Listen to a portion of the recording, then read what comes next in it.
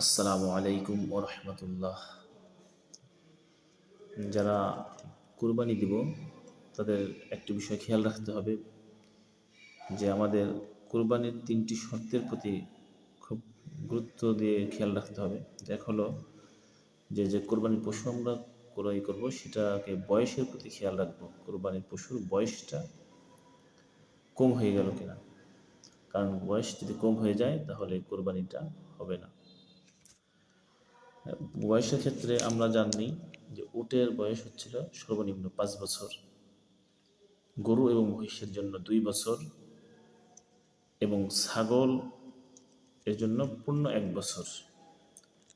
তবে ভেড়া বা দুম্বার ব্যাপারে 6 মাসের ভেড়া বা মেষ যদি 1 বছরের মতো দেখতে মনে হয় তাহলে সেটা কোরবানি করা যাবে।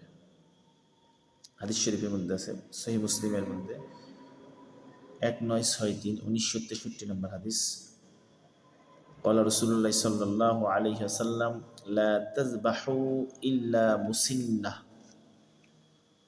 তোমরা বয়স ছাড়া পশু জবাই করবে না। অর্থাৎ কোরবানি করতে হলে পশুর বয়স অবশ্যই দেখতে হবে।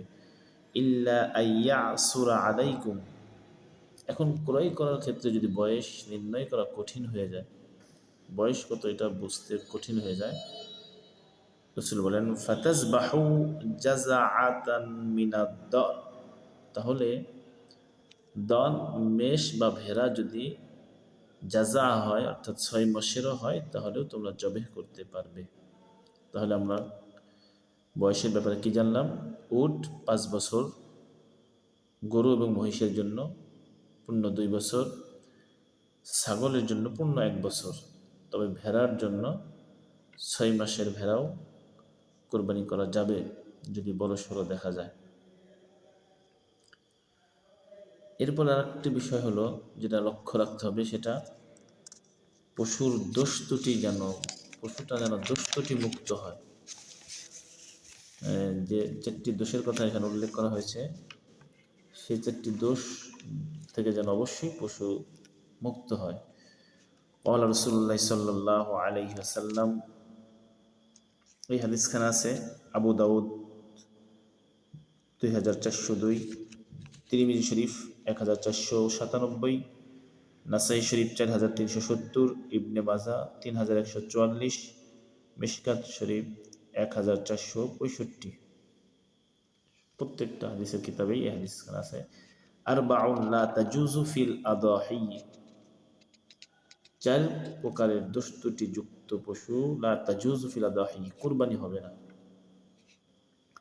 ফাকাল লা আওরাউ বাইয়িনুন আওরুহা,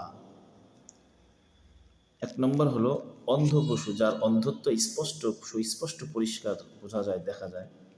2 নম্বর হলো ওয়াল মারিদাতু বাইয়িনুন মারাদুহা, পশুটা যে অসুস্থ তার অসুস্থতা সুস্পষ্ট বোঝা যাচ্ছে।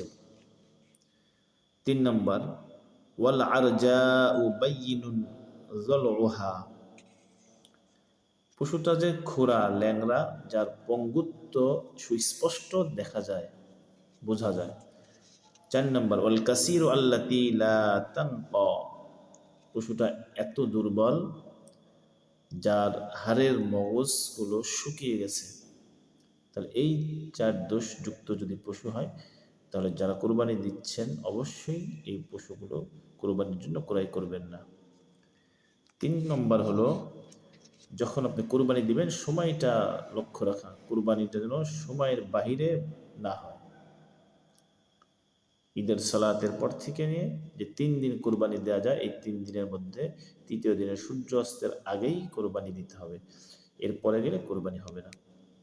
তাহলে আমরা যারা কোরবানি দেব তাদের 3টে বিষয়ের প্রতি লক্ষ্য রাখবো। 1 হলো পশুর বয়স, 2 হলো পশু যে 4টে রোগ বলা হলো এই রোগ থেকে মুক্ত হতে হবে, 3 হলো নির্দিষ্ট সময়ের মধ্যে, নির্ধারিত সময়ের মধ্যে কোরবানি করতে হবে। আসসালামু আলাইকুম ওয়া রাহমাতুল্লাহ।